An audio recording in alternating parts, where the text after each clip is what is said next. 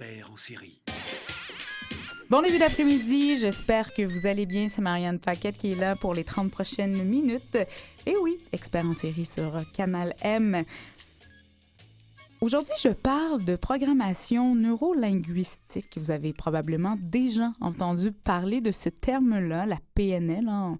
On l'appelle souvent par cet acronyme, donc un petit raccourci, là, PNL, sans nécessairement savoir de quoi vraiment il était question. Et je suis à peu près certaine que si vous investiguez un petit peu, il y a quelqu'un dans votre entourage qui a déjà fait une formation, donc qui pourrait avoir le titre de coach en PNL ou qui s'y est déjà intéressé ou qui a déjà suivi des formations, des cours.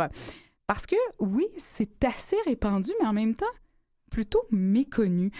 Moi, la première qui m'intéresse à plein de choses, développement personnel, santé mentale, santé physique, connaissance de soi, je me suis rendu compte que je n'en savais pas trop sur la programmation neurolinguistique. C'est pour ça que je m'entoure des meilleurs et que je reçois aujourd'hui Isabelle David, elle qui est présidente d'IDECOM International, coach et formatrice. Merci d'être là. Merci beaucoup. J'ai raison de dire que c'est répandu, mais en même temps encore peu connu? Alors, la PNL existe déjà depuis plus de 30 ans dans plein de pays. Mais c'est vrai que c'est une discipline qui est tellement extraordinaire que les gens de certains réseaux vont en entendre parler, mais pas nécessairement dans d'autres réseaux. Dans tout ce qui est développement personnel, thérapie, coaching, là, la PNL est connue depuis bien longtemps. Mais dans le domaine aussi des affaires et tout ça, ben, c'est de plus en plus populaire et plus récent. Isabelle, sur votre site www.idecominter.com, il y a une panoplie d'articles que vous avez signés. Je ne les ai pas tous lus, pour être honnête, parce qu'il y en a plusieurs. Mais j'ai regardé les titres, justement, plein qui concernent le monde des affaires. Mais il y en a un qui m'a interpellée davantage, qui s'intitule « La stratégie de Walt Disney ». Bien sûr, hein, mon petit côté enfantin, rêveur, là, qui est resté. Est-ce qu'un rêve peut devenir réalité? Et j'ai envie de le résumer assez brièvement pour nos auditeurs. Walt Disney... En fait, ce que vous disiez dans cet article-là, qui est très, très complet, que Walt Disney était un grand rêveur qui avait le talent d'accomplir ses rêves. Ça, on le sait comme grand public parce que on connaît ses productions, on connaît son empire et en plus, on sait tout l'argent que a généré l'empire de Walt Disney. Ce qu'on sait peut-être un petit peu moins, c'est comment il arrivait à mettre en œuvre ces rêves-là. Et vous expliquez que Walt Disney avait 3 aspects qui se côtoyaient en lui, c'est-à-dire le rêveur, le réaliste et le critique.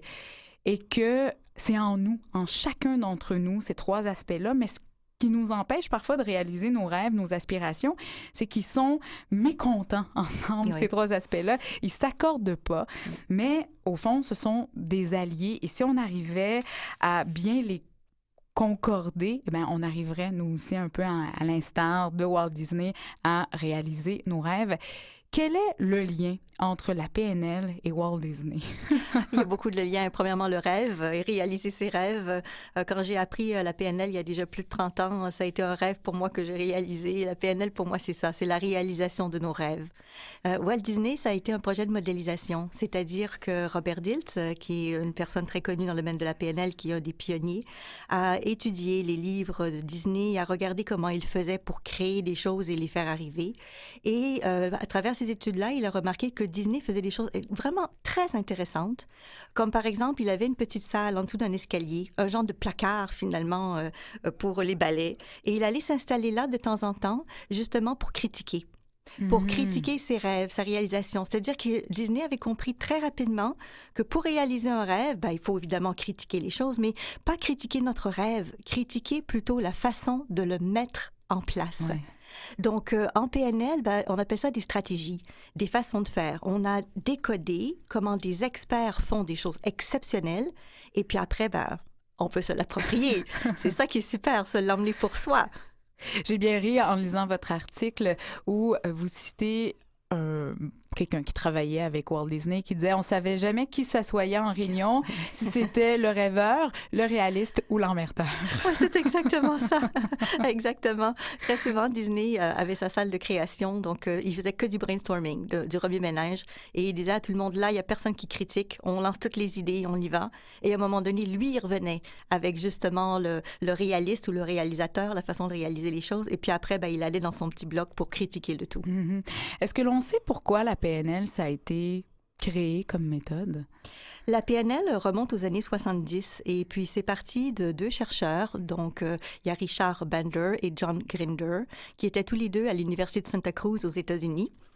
Et dans une période assez intéressante, bon, on dit Santa Cruz, on va faire un petit jeu de mots là où ça cruisait, parce que dans le temps, c'était à peu près ça, la fameuse Californie, où il y avait les massages, les salons, il y avait vraiment de tout à l'époque, les petits pétards, voilà, pour pas dire autre chose. Il y avait une effervescence, il y avait une euphorie de développement. Donc, c'était le début des questions de résonance, du développement spirituel, il y avait plein de choses. Et à ce moment-là, Richard Bandler prenait des formations en gestalt thérapie auprès de Fritz Perls, qui était psychiatre et qui a développé cette approche-là.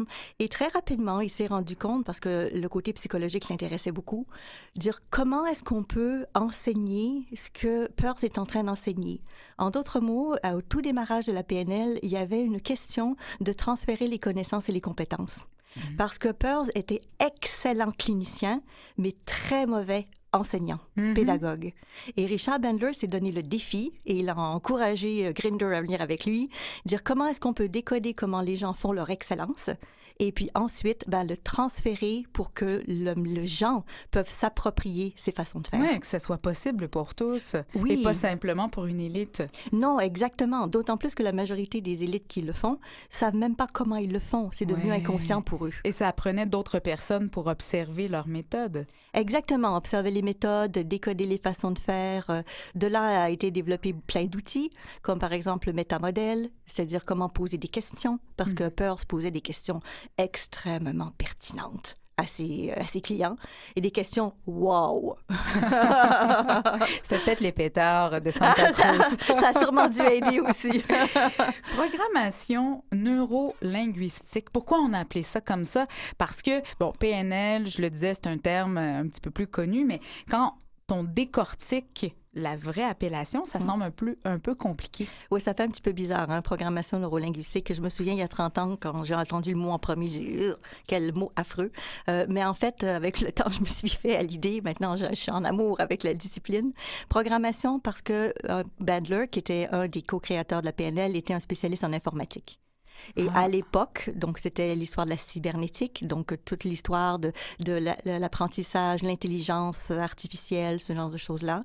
Et les questions de l'époque, c'était comment est-ce qu'on peut programmer notre cerveau comme on peut programmer un ordinateur. Donc, programmer et reprogrammer, changer nos programmes internes. C'est-à-dire que si j'ai une façon de faire, une attitude, une pensée, une croyance qui me limite aujourd'hui, je peux programmer ou reprogrammer ces programmes-là qui me conviennent plus et qui sont plus du tout en lien avec ce que j'ai envie de faire dans ma vie. Et le neurolinguistique? Oui. Alors, le neuro, tout pour le cerveau, tout le fonctionnement du cerveau. Et le linguistique, parce que John Grinder est un linguiste. Okay. Donc, c'est comme le meilleur des deux mondes. Hein? Donc, Grinder est arrivé avec le côté linguistique, Bandler est arrivé avec le côté informatique. Et le neuro, c'est le lien qu'ils ont eu ensemble. Comment mettre en place au niveau du cerveau une communication à travers un langage, donc verbal. Comment je dois dire les choses ou qu'est-ce que je dis vraiment sans le dire, mais aussi à travers un langage non verbal. Donc, apprendre à se synchroniser, à se mettre en lien avec l'autre, à établir un lien de confiance. Donc, c'est pour ces raisons que ça a été appelé programmation neuro-linguistique. À vous entendre, j'ai l'impression que c'est un amalgame de disciplines. Informatique, linguistique. Oui. J'ai entendu dire aussi mathématiques. Oui, absolument. Mathématiques, psychologiques. Disons que la PNL a été basée sur des recherches de scientifiques parce que tous les deux étaient et travaillaient à l'Université de Santa Cruz en Californie. Donc, Grinder était enseignant à la maîtrise et au doctorat, et Bandler était en train de terminer sa maîtrise en psychologie à l'époque. Donc, c'est sûr qu'ils étaient très au courant de toutes les disciplines, tout ce qui se passait à l'université, et tous les deux étaient dans le domaine de la recherche. Okay. Et ils sont allés chercher le meilleur de tous les mondes en commençant commençant par des travaux donc de Fritz Perls, parce que Bandler avait un intérêt très particulier à la psychologie, à la thérapie, au développement personnel. Puis ensuite, ils sont allés modéliser, c'est-à-dire apprendre la façon de faire de Virginia Satir, qui est la maman de la thérapie familiale. C'est elle qui, au tout début, a travaillé sur les systèmes. C'est révolutionnaire à l'époque. Il faut vraiment se remettre dans le temps, là. Aujourd'hui, c'est banal, mais avant, on recevait un enfant en difficulté, mais on le recevait seul. Alors que Virginia Satir a dit, ben non, c'est le système, c'est la famille, il faut voir les parents en même temps. Et on travaille avec tout le monde. Donc, la PNL est partie de ce système-là en disant, ben nous, ce qu'on fait lorsqu'on reçoit des clients, ou même pour nous-mêmes, on va prendre en compte le corps, l'âme et l'esprit. Mm-hmm. Donc, tout est relié. Et puis, travailler juste sur le mental, si on ne travaille pas sur nos émotions, ça ne marche pas. Et vice-versa. Et sur le corps, la même chose. Maintenant, en 2014, à qui ça peut s'adresser? La PNL, qui ça peut aider? En fait, je répondrais par une autre question, à qui ça s'adresse pas. Ouais. Et puis, bien franchement, ça s'adresse vraiment à tout le monde. À tout le monde pour toutes sortes de raisons. Premièrement, c'est un outil personnel de développement pour soi, donc de croissance. On apprend à mieux se connaître, on apprend à changer des patterns ou des schémas répétitifs récurrents qui ne nous conviennent plus. On apprend à être encore plus en phase avec ce qu'on aime, avec ce qu'on veut. On apprend à le découvrir, bien sûr, et à l'utiliser. Et on apprend surtout, je dirais, avant tout, à mieux communiquer avec soi-même. Donc, première personne avec qui parler, c'est soi, dans notre tête en tout cas. Oui. C'est déjà très, très bien de communiquer avec soi-même et avec les autres. Et dans ce contexte-là de communication avec les autres, ben, c'est bon pour le travail parce que ça génère des meilleures relations. C'est bon si on est cadre aussi, pas juste employé, parce que ça facilite l'accompagnement, les responsabilisations, la façon de motiver les équipes. Ça va aider les gens dans le domaine de la santé, parce qu'on a aussi des protocoles faits pour la gestion du stress, par exemple, et dans le domaine thérapeutique, parce que la PNL est autant du côté du coaching que de la thérapie. Je veux dire, il y a beaucoup d'ouverture avec l'approche de la PNL. Aider des gens, donc, qui ont des difficultés par rapport à leur santé. Bien entendu, travailler aussi sur leur mental, sur l'aspect émotionnel qui est en lien avec ça. Avec les enfants aussi. Donc, il y a beaucoup, beaucoup de choses.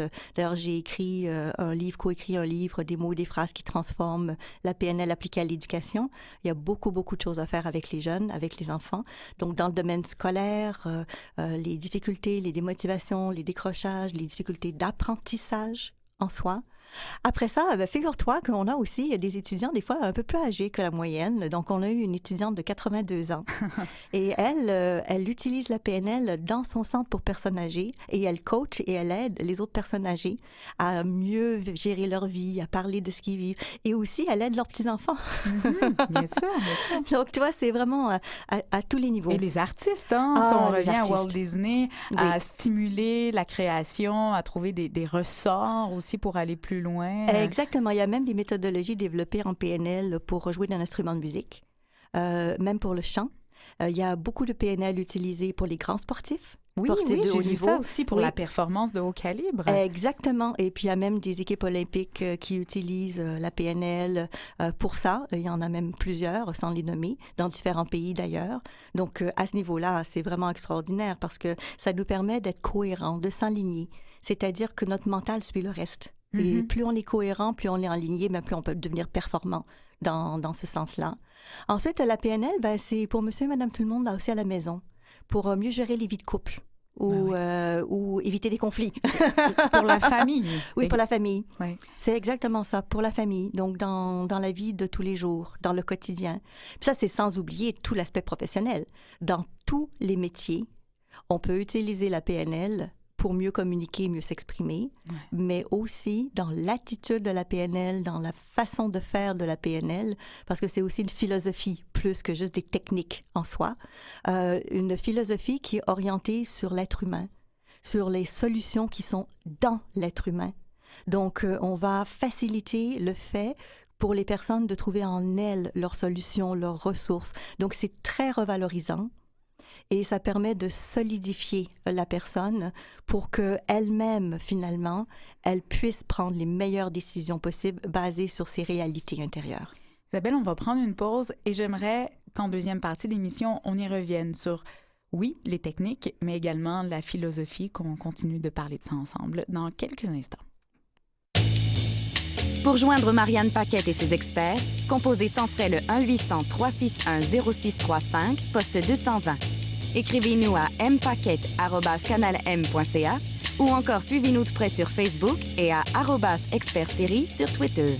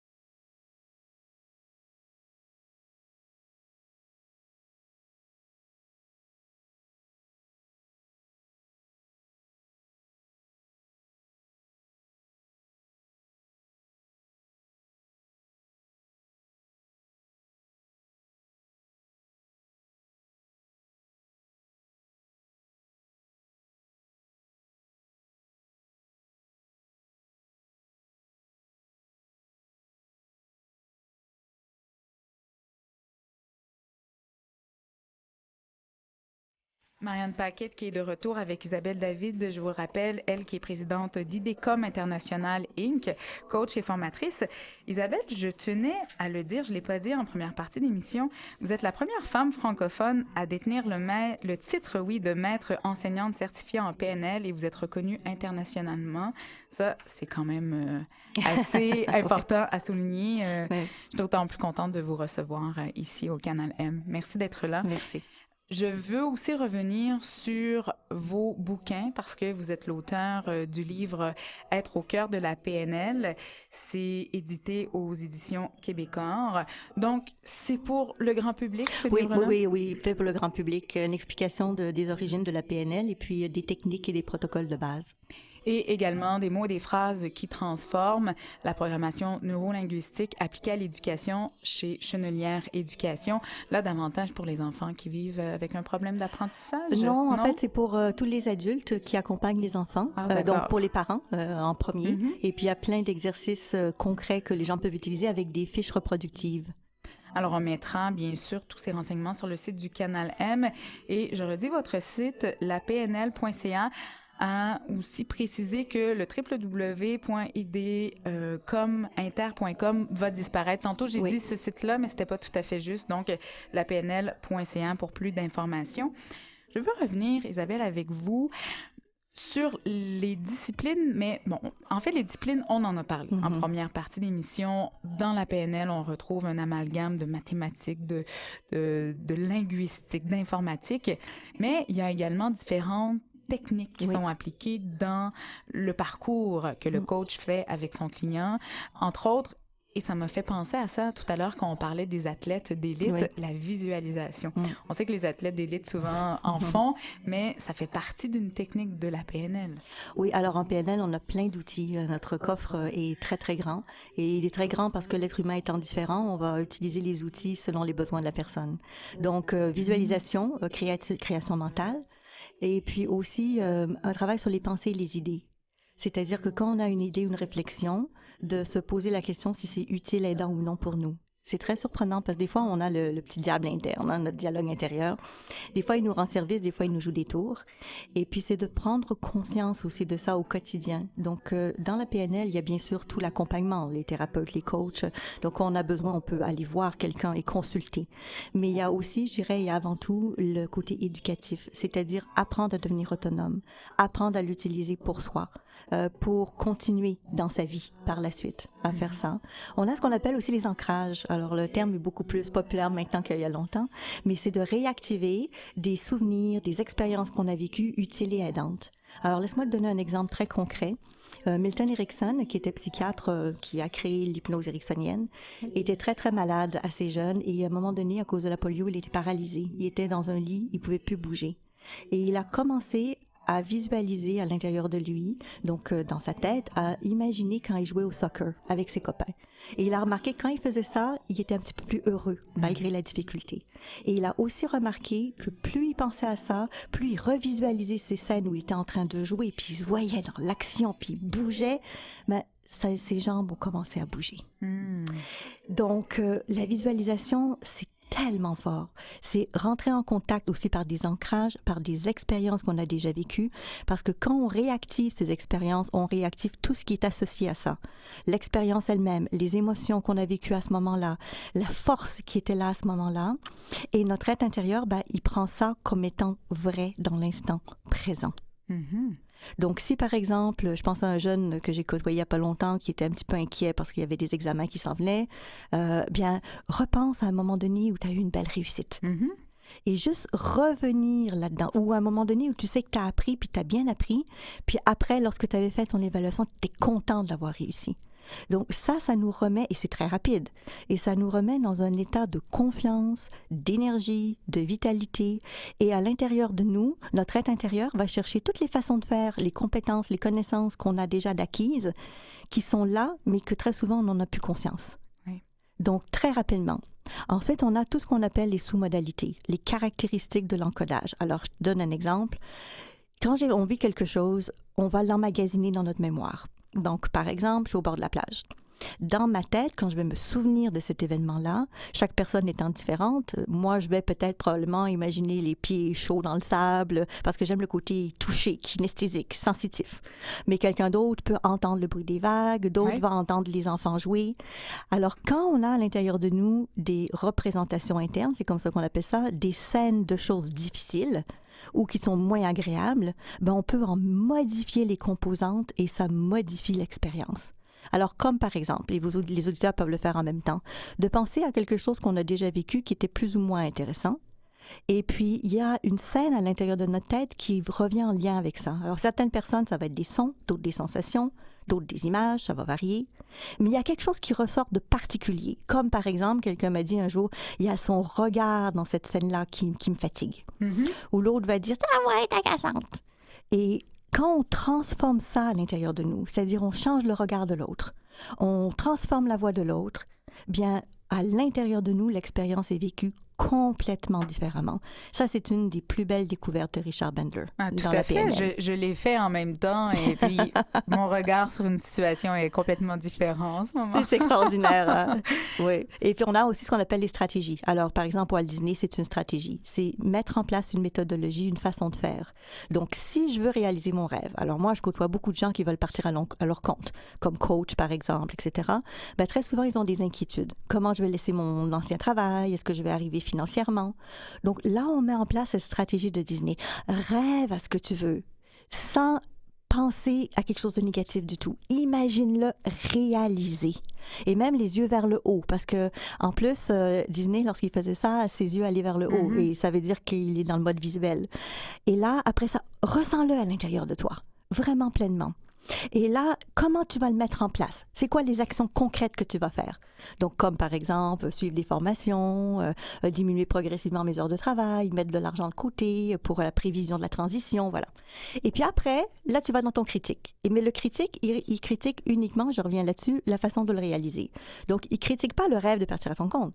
Il critique le comment tu vas faire. Donc, par exemple, ouais, mais tu t'es donné 1 an, c'est pas assez, il faudrait que tu te donnes 2 ans. T'as pensé à telle formation, mais en fait, tu aurais peut-être besoin de ça en plus.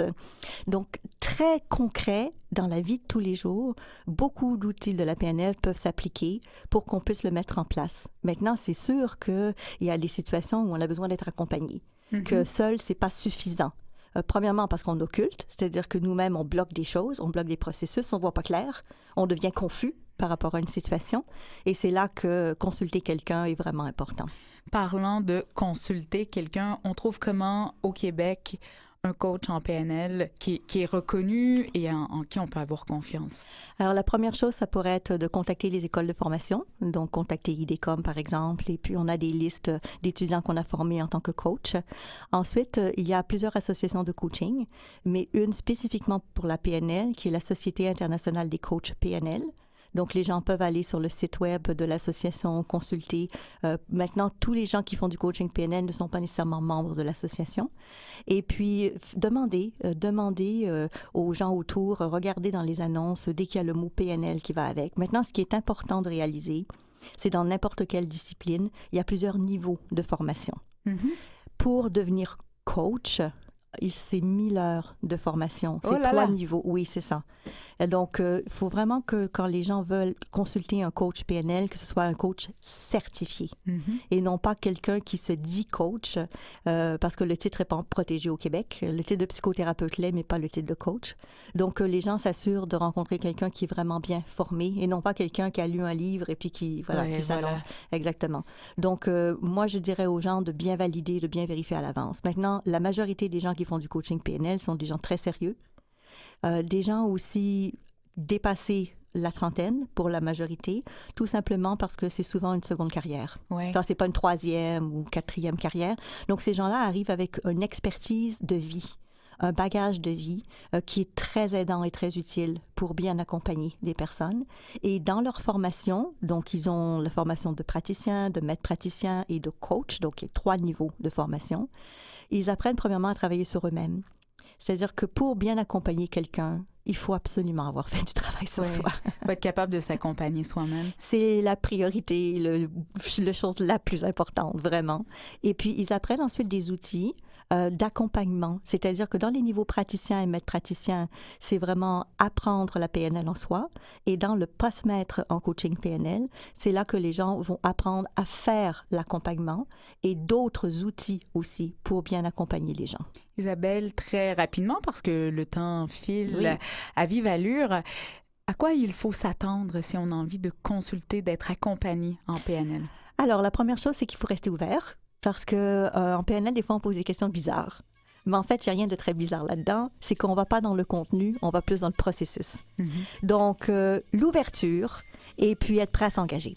Moi, avec vous, je m'engagerai, certainement. Vous êtes inspirante, Isabelle David. Merci beaucoup. On glissera les coordonnées pour votre site, pour vos livres également sur le site du Canal M. Ça a été un plaisir de vous rencontrer. Merci beaucoup. Yannick Roberge à la mise en onde, Marianne Paquette au micro. Vous pouvez nous écrire mpaquette@canalm.ca. Nous sommes en rediffusion à 16h30 et 19h. Et vous pouvez également nous contacter par téléphone. C'est le 514-282-1999, poste 218. Je suis en train d'oublier mon numéro de téléphone. Et sur Twitter, @expertsérie. Merci beaucoup d'avoir été là. On se retrouve demain. D'ici là, portez-vous bien. Bye bye.